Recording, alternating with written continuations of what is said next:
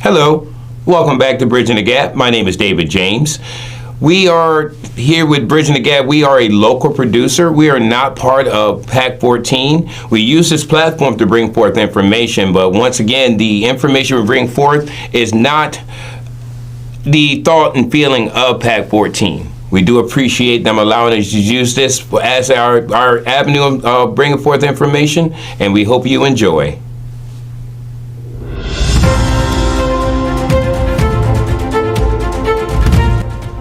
Hello, everyone.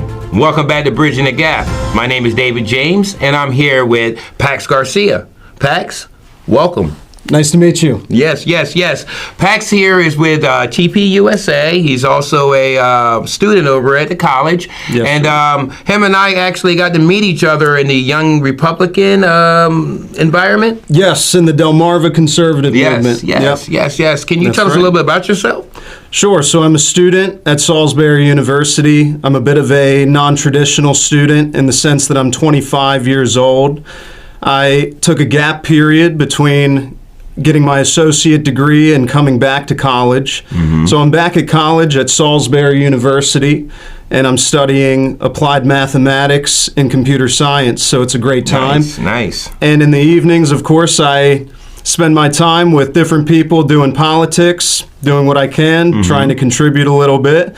Here with David James, of course. He's been nice enough to invite me onto his show, and it's great. It's great. Thank you. Now, are you affiliated with the TP USA over there at the college? Yes. So I am the vice president of the TPUSA chapter at Salisbury University. Mm-hmm. I'm also a member of the Salisbury University College Republicans. Nice. And I think I actually saw you as a moderator for a debate here recently. That's correct. Can you tell us a little bit about that debate? Sure. So this was a very last second sort of debate that we did. We had talked about doing a debate, and specifically it was the Salisbury University College Republicans that hosted that. Mm-hmm. And so that was myself, Pax Garcia, as well as other students. Of course, the president of the SU College Republicans, Colin McEvers, who participated in that debate. Mm-hmm. And so it was a very last minute thing where we threw it together. Fortunately, the other debate participant, Joe Venosa, of course, of Open Agenda, he's been friends with Colin McEvers, the other debate participant and president of College Republicans. They've been friends for quite a long time. And so they were able to make it happen very last second, in spite of all the last minute changes that had to be made in order to bring it all together. And so we had this debate. The central topic was illegal immigration, and that, of course, was posted on YouTube. You can go and find that. That's at the Maryland Maverick YouTube channel, and so you can find that. You know, thankfully, as the moderator, I really didn't have to do too much moderating. Would you say so? I think they went very well. I actually have to commend both participants. I mean, they have two different political views, but it was definitely handled very professionally. Now, yes. Pax, having the last name Garcia, I mean, can I ask you how you feel about what's going on with the 287G here in Wycomico County? Absolutely. So my last name, as you said, is Garcia. So I am half Mexican and half white. Okay. I come from a Mexican father and a white American mother. And so, as a conservative myself, the 287G program, and actually, me leaning conservative, it makes sense to me. If people are going to come to this country, they should do it legally. They should do their best to do it through the confines of the process and to have the patience to do that. Now, of course, for practical reasons, not everybody goes that route. And some people may not even be educated on the process for becoming a legal citizen, as opposed to just coming over the border illegally or going one of those steps and coming over illegally. And so, I was informed about the 287G program, And my knowledge of it is still maybe not as great as somebody else, somebody like Colin McEvers, for example, who was in the debate. Yeah. But to what I heard, this was a very tame program that allows ICE to participate in holding people that are in custody already, yes, further in custody, so that they can investigate whether this person is legal or illegal. Would you say that's correct? Yeah, for the most part, I understand that. I know it wasn't that through 287G, they won't have boots on the ground, if you will, from our sheriff's office going knocking doors and things like that. But it'd be more if they're already incarcerated. And, and actually, from what I understand, ICE is given 48 hours. Now, I personally want to say this. 48 hours is less than what they give other states to pick up people that are wanted. Like if somebody in Florida was wanted here in Maryland, they give them longer than they give ICE, which is 48 hours. Yeah. Now, I want to also say this because I saw you at the council meeting last month, actually. Yes. We were there, and of course, the hot topic was 287G, but there was also another hot topic, and it had something to do with the councilman, James Wynn. That's right. That's right. And I remember, actually, just let everyone out there know, it had to do with after the unfortunate assassination of Charlie Kirk, Councilman James Wynn, during that council meeting that came up, actually, I think it may have been like within days of that. Yes. Yes, it was. He actually stood up and at the appropriate time, and he said a couple of scriptures, and he prayed. And there were some people that wasn't happy with it, and they made a big fuss. And since then, I'm hearing that they want to try to take prayer out of the council meetings. Well, ridiculous. I agree. Of course, me putting God first in everything, I'm a minister first. I definitely applaud Councilman Wynn, and of course, I guess I'd say I'm a little bit biased since I also was there while Councilman Wynn was growing up in the church that I grew up in, and seeing him do this now, it just made him a role model.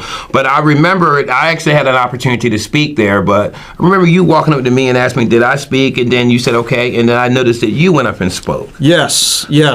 I did do that. I was told by the people in the college Republicans that we were going to go out to the county council meeting and defend James Wynn.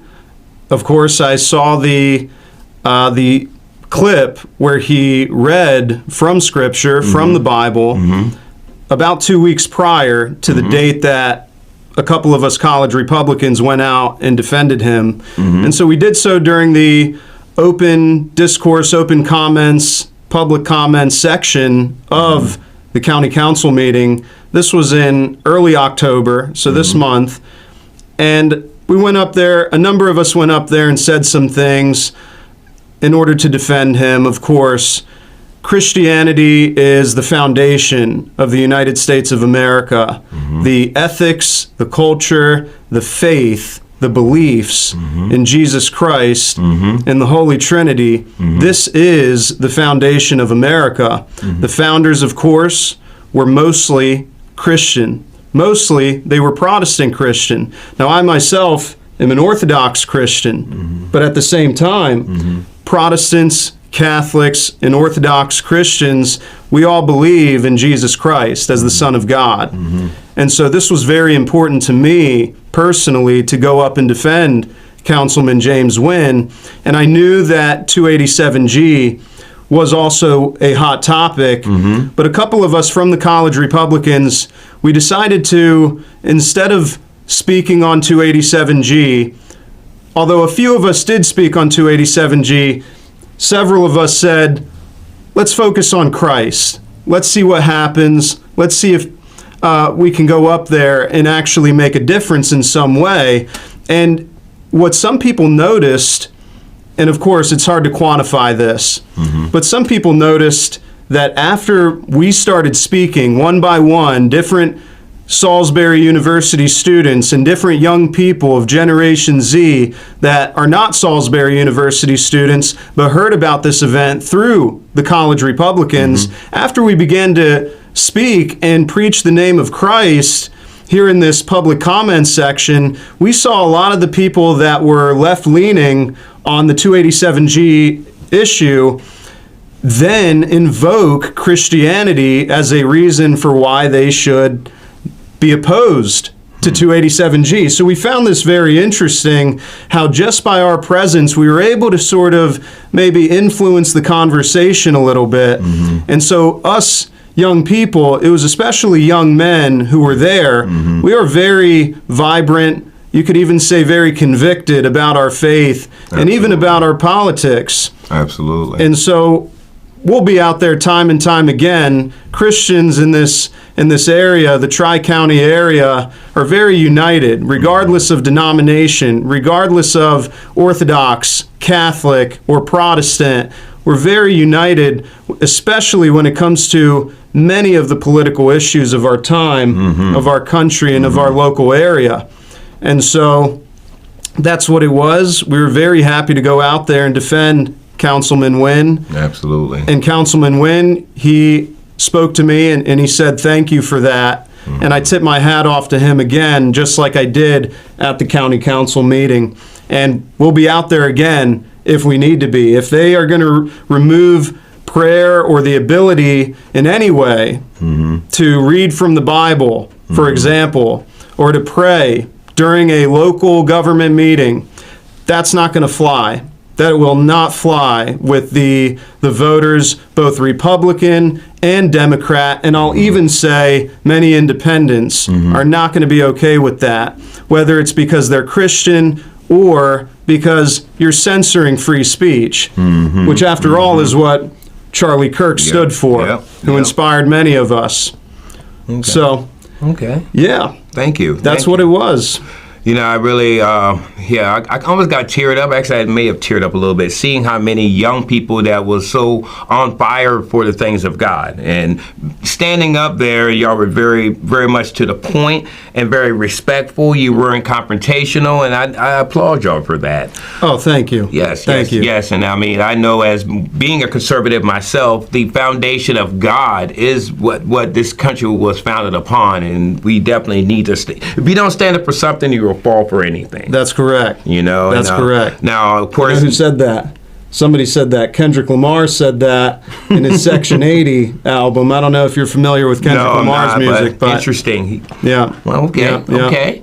Now, I also want to say that after that, I received a photo of a meme that there was somebody who wasn't happy with Councilman Wynn praying, and I guess wasn't really happy with the College Republicans standing up for him, and because of how your hair is, your beard, and what people think that Jesus looked like, they made fun of you, and you know. Oh yes, I did see this meme. Yes. So, yes. You know, different people were upset about that meme that was created by somebody in Open Agenda, I believe it was, which is another local show here in the Tri-County area, here in Wycomico County. We're not sure of that, if it was Open Agenda, though. We're not sure. Okay. Excuse me. Correction, we're not sure. But, right. You know, no matter who it was, I really took it in good fun. I do look like Jesus. I get told that quite a lot. So I wasn't upset or mad about that. If anything, I understand there's a left versus right political dynamic that exists in this country. And of course, it exists here locally in Wycomico County. So I understand. Jokes are jokes. People like to have fun. And I took it as that. I just took it as a joke.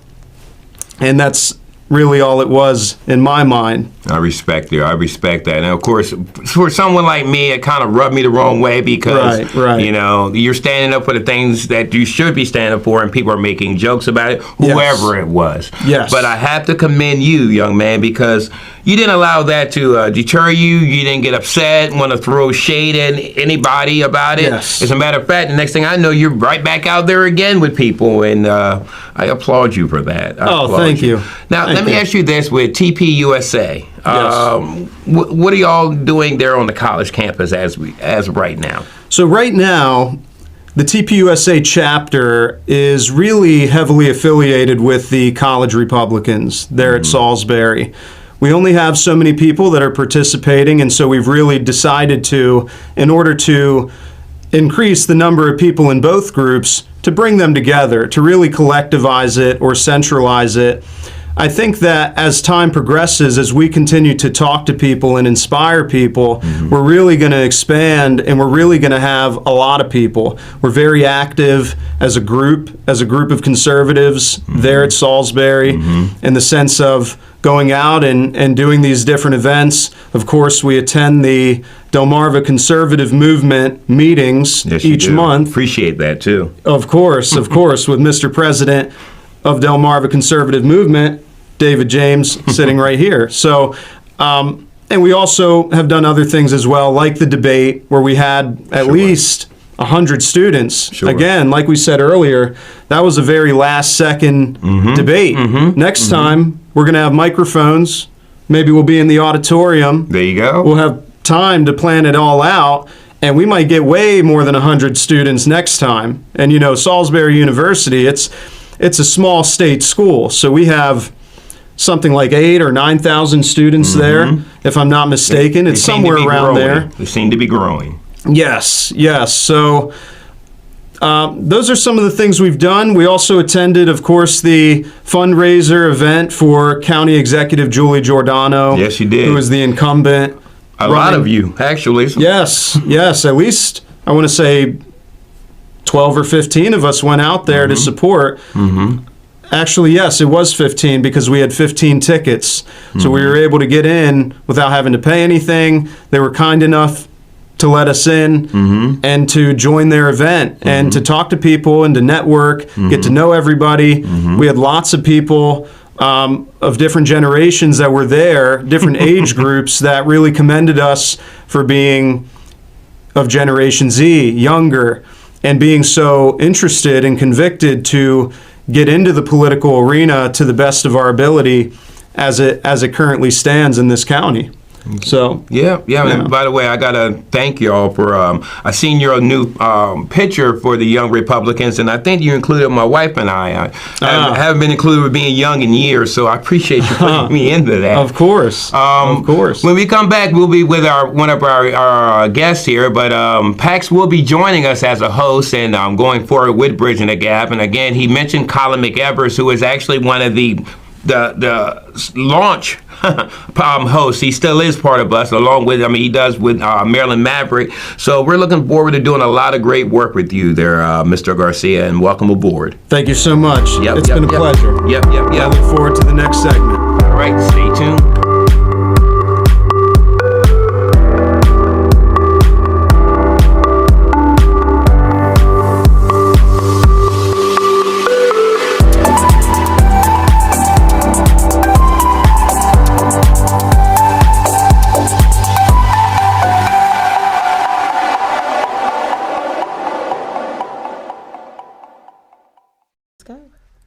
Okay, we are back here on Bridging the Gap, and we are joined by Nicole Bennett, who is can you tell us exactly what your title is? I want to make sure I get it right this time. Right, I have so many things. Right. But right now, my most important focus is being the chairman of the Black Conservative Federation Political Action Committee, as we call it, a PAC. So it's new. BCF PAC just started this year. It is very exciting. We have 2 candidates that we're supporting already. This would be Burgess Owens, Republican out of Utah, and Daniel Cameron, Republican, Kentucky. So yes, it's a very interesting thing, but I do lots of things. I've got a very popular podcast called Poppin' Politics. Okay. I do some stuff with some Jewish folks of mine. Yeah. Anything where there's the love of God and helping the community advance, you'll find me. Okay. The reason why I asked her to explain that, because I just the other day, I remember her as being the second vice chair of the Maryland GOP. First vice chair. See? I found that out. Right, of the Maryland GOP party, but no, she's no longer that. She's moved on to bigger and better things. For sure, national spotlight. But I did enjoy my 2 terms as first vice chair of the Maryland Republican Party. We did manage to get quite a few people elected, especially people here, where I worked very, very hard with some very hardworking and honest candidates, Julie Giordano especially, them Delmar boys, without question, Jimmy Wynn, all of these really solid candidates. So we really got out and talked to people, heard what the constituents wanted, and delivered. Okay. Indeed. Now Jimmy look at Wynn. us. I like the Jimmy Wynn thing. I'm going to call him that when I see him next time. You better call him James. You better call him James. You call him Jimmy Wynn if you want to. It's going to be a problem. Okay. Well, as I said earlier, Pax Garcia is one of our newest hosts here with Bridging the Gap, and he's going to be taking the lead from here on out. As we were talking, and I guess he reminded me that I'm also I know I'm a Black Republican, but I'm also someone that he's going to be interviewing here. So here we are. Great. Thank you guys for having me. Of course, my name is Pax Garcia. So, Ms. Nicole Bennett, you are the chair of the Black Conservative Federation. What sorts of responsibilities do you have in that position? Raising money. Raising money. We do a lot of educational things. We spend a great deal of money too. I will say that last year, I think we did 4 cookouts where we go into very low income neighborhoods, usually referred to as the hood. And we have cookouts. We light up a grill, we have a DJ, and we engage people where they are. Right? Okay. We don't go door to door and talk to them about Republican politics. We just set up a party in their neighborhood. We don't say anything about politics. We just have on BCF t-shirts. Inevitably, the parents come and ask us, who are you and what do you want? So we don't want anything. We're just here in our community having fun with people. I know and that's right. Through the course of conversation, we start to talk about things that matter. Money, education, and getting out of said hood. So it works really, really good. It's a really, really good thing. Interesting. Wow. And so the Black Conservative Federation, that is a PAC that is national. Yes, it's an organization with a national PAC. We impact Republican politics across this nation in a very significant way. We knock doors where other people won't go. We talk to people who are historically not touched, as we say in politics. Wow. And we lobby Congress. So, Right. yeah. Right. Now, what sorts of challenges have you found in the position as the chair?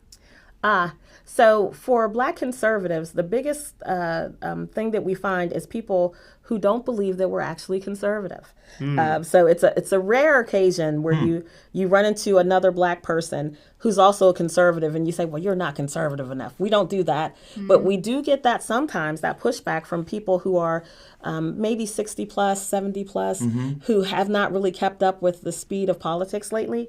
And they kind of want to have this litmus test of how Republican are you? Wow. How conservative are Wow. you? Which is interesting because I hit them with, I'm a 3rd generation Republican. Wow. Third generation. 3rd generation, and it makes their I eyes found that roll out. around in their Wow. head. Yeah. I'm first generation, but wow. Okay. Yeah, third wow. generation. That's pretty cool.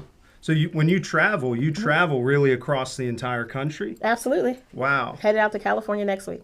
Oh, my Praise goodness. him. Just going to Virginia this weekend. We've been working to get Winsome Sears elected, which is a very, very big deal. Heard a lot about her. Not just for Republican Party, but for brown girls like me. It's Amen. a very, very big deal. Yeah. She would be the first Black female governor of the great state of Virginia, and I am 100% behind her. She's a stellar human being.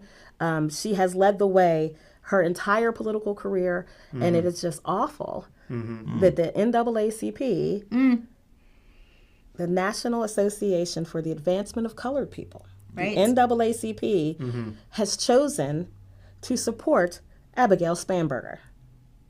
This is the Democrat that she's running against. But I should expect that. They're really just an arm of the Democrat Party. They're not really for the advancement of colored people. It's a Okay. misnomer. Interesting. So they were intended to fulfill that purpose, but they haven't met that Nope. purpose. I think at this point, where they are and who they are as an organization, they have been so intertwined with Democrat politics that sometimes they don't see the forest for the trees. And I think in this particular instance with this race, the reason why I think we're so upset about it is Winsome Sears is, when I say stellar, there are very few women, Black, white, or indifferent, who have that resume. And to have her being the first sitting Black lieutenant governor of the great state of Virginia, overcharge of $900 million to help HBCUs, which she did significantly. You know, she has so much stuff on her resume. Sure. You know, she's not one of those people who has an artificially inflated resume. She really walks the walk and talks the talk. If they said to me or to the American public, you know, we're going to sit this one out for political reasons, I would have had much more respect than they choosing to go for the Democrat former CIA agent rather than the stellar black woman and call themselves for the advancement of colored people. Maybe they should change the name. Wow. Wow. Okay. Wow. Thank you for One those thing thoughts. about Thank Nicole, she doesn't sugarcoat. Yeah. She's real as you get them. Listen, Governor Baum said I'm not subtle, and I try to be subtle. It's just it doesn't work. It's not my personality type. It did anger us greatly. You know, Obama came out, and we expected that. He's a political person. He's not looking at the history-making part of this. He's swinging for the fences for his party, and I don't begrudge him that. But when you have an organization that says to you that we are nonpartisan, and we are here for the advancement of colored people, and then you take a look at this very outstanding black woman and turn your back and pick the blonde chick who worked for the CIA. No, well, you may not know this, Pac, but the CIA has a storied history in the black community. We're going to talk about crack on the West Coast and this, you know, their super predator language and all. We have a history with them.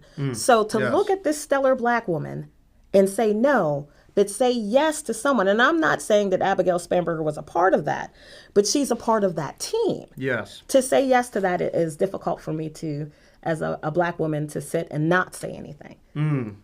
Okay. Interesting. I like that. Interesting. Now, zooming out a little bit, would you say that the Black Conservative Federation, in some way, of course, the Black Conservative Federation, it's in the name that it is conservative, it's going to be Republican, but would you say in some way it does a good thing and it maybe counters, let's say, the political power of the NAACP? The NAACP has name recognition in black communities for what it used to be a century ago.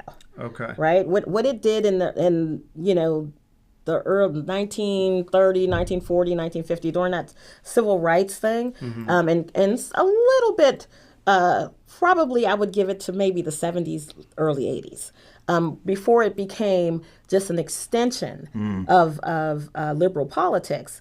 It is unfortunate. It is truly unfortunate because there are some very tremendous people who are about the advancement of black communities who subscribe to this particular organization. However, when you have your national saying, this black woman ain't good enough, we're going to take CIA for 500, Alex, there's a problem. There is an absolute problem. When we talk at BCF, when we go out and we talk to people, I never have to announce myself as a black Republican. I never have to tell people that I'm conservative. I never have to have those words. But I do think that there's a small part of our population that's going to stick with the NAACP regardless of what they do, simply because of their storied history. Yes. And I'm not taking anything away from what they have done. I'm saying in this moment, it is incredibly unpleasant. Okay. Now, I've spent some time myself in Baltimore City and other areas of the state of Maryland. And one thing I've always found is that people will reminisce to a time before Absolutely. drugs really became prominent in certain communities and black communities. Yep. And they reminisce to it as if it was a completely different existence. The sidewalks were clean. The marble steps were washed thoroughly. By They black used to Americans. do that. Yes. Saturdays, that was the thing. Oh, for Right. sure. Yeah. Right. And even though we're here in Wycomico County, of course, you know, Baltimore City is our prominent city in the state of Maryland. But there are other areas as well where this has happened, where drugs have become so prominent. Wow. And you can meet people today who are so distraught because of it. It's ravaged these communities. So how would you say that the Republican Party or the Black Conservative Federation, PAC, aims to help those communities or those people that are maybe suffering, but maybe see, because of the history of the CIA or the history of other organizations, maybe they see the Republican Party as a part of that? Yes. So people ask me that all the time. How can you be a part of such a racist organization? And I just say to them, you don't know your history. Exactly. You don't know your history. The Republican There's that Party is research. mine. It's mine. I belong to the Republican Party. The Republican Party belongs to me. This is not a situation where we are Johnny-come-latelys. Black people have been a part of the Republican Party since its inception. This is not new. This is not new. But when people don't know their history, they're doomed to repeat it. So Right. knowing what you know, moving in circles like at BCF. BCF is a very active organization. We have financial literacy. We go into communities and teach regular literacy, how to read, how to negotiate, how to bump up in your job, resume writing. Wow. We do all of those things, and we do it for free. We raise the money, the PAC raise the money, BCF raise the money in general funds, and we spend that money impacting our communities to the best of our ability. And when I say to the best of our ability, I mean I can offer a dying man a life-saving rope. But if he doesn't want to save himself, I can't force him. Right. I can't. I can lead a horse to water. I can't make him think. drink. No. I cannot. I can't make a man think. What I can do is present to you information. There is a success sequence in this life.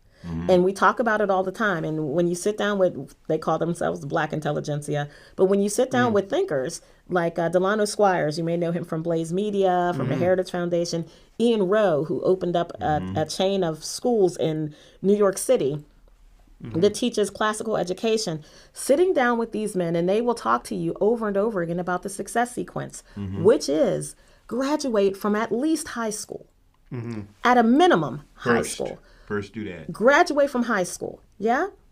Get yourself a job and work. Work is not a dirty word. Work. Get married.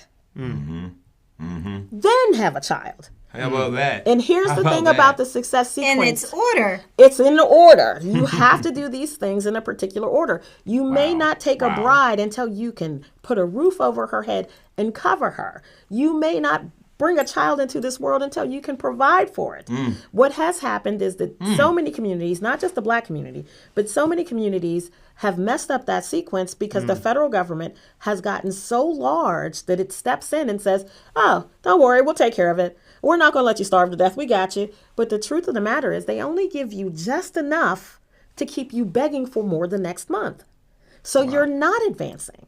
You're not advancing. You say, oh, well, I've got this beautiful Section 8 home and me and my kids can live here for pennies on a dollar compared to market rate rent. But can I tell you, nobody comes into my home to see how clean it is or if I have a man living there with me. Living that way costs you something that's precious and irredeemable, and it's called freedom. Indeed. Freedom is not free. It is not free. And as much as I would like to give it to somebody as a gift, it only counts when you earn it yourself. Right. So go get your freedom by standing on your own 2 feet, following that success sequence. And we talk to kids about this all the time. The reason why we talk to children about it over and over again is because kids learn over and over again. Repetition is the way that they learn. This is how you get to learn song lyrics. You listen to the song over and over again, right? I want them to hear my voice say, graduate from high school, get a job, get married, have a child, in that order, in that order. And there's a 98% chance that you will never know poverty in this country. 98 studies have shown that. Wow. So this is a thing. But there's a really great case that's happening in Ohio now where the Ohio School Board does not want the success sequence taught in schools. Yeah. Planned Parenthood is funding that. You want to know why? Tell us. Because we're cutting into their profit margin with these children, these young people deciding to put off being a parent and focus on being a young adult first. It's cutting into their profit margin. Wow.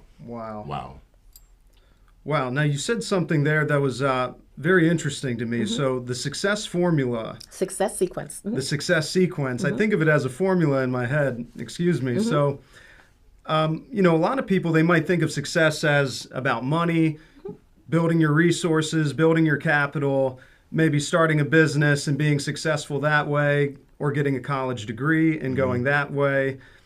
Now, something else you mentioned, though, was getting married. Yes. And so marriage is a big part of that. And marriage, of course, is a Christian sacrament. It's a Christian tradition. And so I'm curious to know if your faith as a Christian plays a huge role or any role in talking to Americans and doing outreach for Black Americans or Black conservatives? I outreach to all people. That's right. But Yes. I really do. I don't. We call it the Jesus stick. I don't hit people with the Jesus stick. I don't. I like that. I'm And let gonna me use tell that you one. why. Yeah. Because once you hit somebody with the Jesus stick, they turn their ears off. They're Yeah. not hearing anything else you're Absolutely, saying. they're Yes. offended. The way that I bring people to Christ is through my example. The example of how I live. So what's important is when I'm talking to people who say, well, maybe in a situation like me, my husband died. So how am I supposed to make this success sequence work? Yeah. I said, well, listen, just because one piece is missing doesn't mean you Right. throw the whole thing away. Right? Exactly. You can replace the husband, get on your face and ask God to send you a new one, right? Yeah. But in the meantime, you still need to work and you still need to Yes. parent that child. The success sequence works for everybody, not just Wow. black people. Wow. Success is having a roof over your head when it's cold and raining and wet. Thank you, know, Jesus. having air conditioning when it's hot. Do you know what I mean? Having a car, you can go out and go where you need to go. It is a part of freedom. It is the basic foundation of an American person is being free. Can I tell you, people who live in poverty don't know freedom. They don't know freedom. Freedom is walking into a grocery store and saying, I don't know what I want to have for dinner. And I wander about aimlessly until something looks good. And I say, oh, well, let's have some salad. Let's have a little chicken. When I tell you people who live in poverty don't have that kind of freedom. People who have Section 8 housing, well, they have to have their homes inspected Right. to make sure what? To make sure you don't have a man, that your house is not filthy, you're not hoarding. Where's the freedom in that? Where's the Right. freedom in that? There is no freedom when you're poor in this nation. I want everyone to experience freedom, but freedom is not free. It costs you work, crying at night. It's difficult to go from a dependent person to an independent person It is very because hard. you get very comfortable. And sometimes poor becomes familiar. It is what you know, and you pass it on to your children. And then your children pass it on to their children. Right. And before you have it, a generational curse. Took the words right out of my It's a mouth. generational curse. It You is. know, I want to, if I can say this, great question he had a while ago about the NAACP versus BCF. It really sounds like BCF in a lot of ways is doing or picking up the slack on what Right. NAACP is supposed to be doing in the communities. I think the NAACP's charter is very different than BCF. I think what BCF does, because BCF is very much a millennial organization full of young people, what BCF likes to do is to be impactful. And that's our goal. Our goal is not to have tremendous conventions and that kind of thing. That's not the goal. In fact, we have one major party a year. It's our BCF Honors, and this is a party where we honor other people. Yeah, we're going to try to make the next one. Yes. it's I think gonna we were be- invited to the last Yeah, one. We're trying to make it's a this next hoot.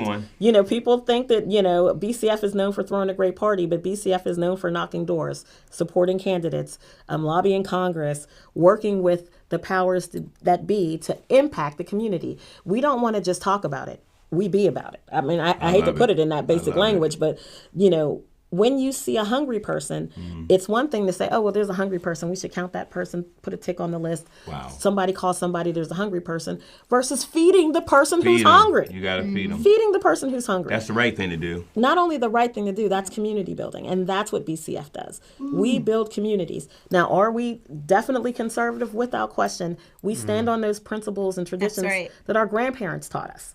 Yeah. And in today's world, it's saying something because our grandparents didn't have the alphabet mafia. There's no LGBTQIA plus minus carry to one. We didn't have any of that back in the day. So now we're having to negotiate a very different world with these traditional values.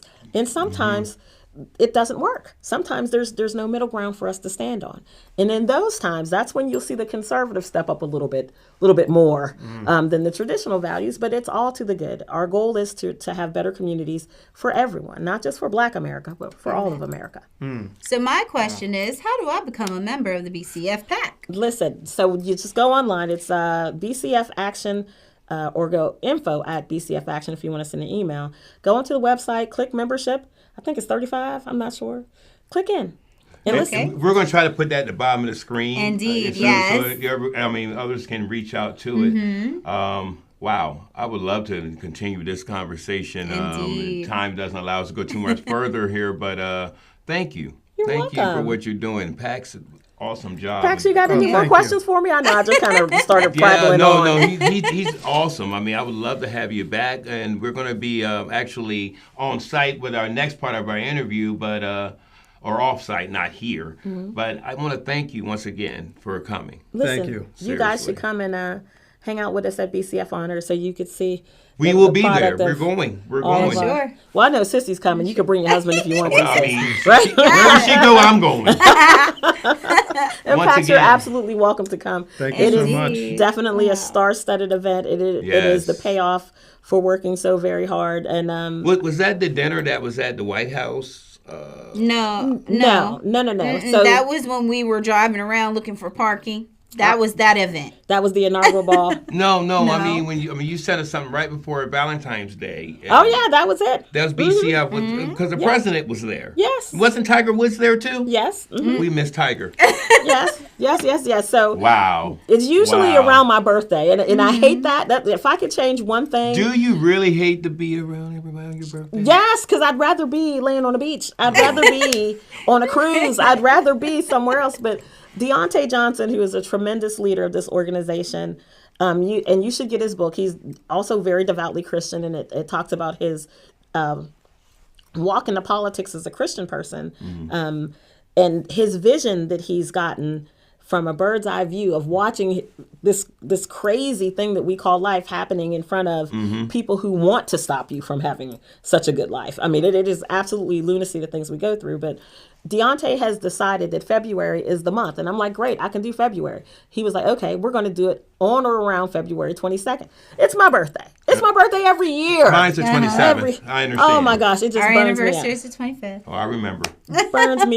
Burns me up every year. But every year I do have a tremendous birthday party. So Okay. I get to have a great party with all of my friends. and some political Indeed. Yes, people. you do. We're going to be looking forward to being a part of that this year. Yeah. Thank you for joining us for this segment. And again, we're going to be mixing it up and talking to BJ Hall next in our next segment. Thank you again. Bye. All right.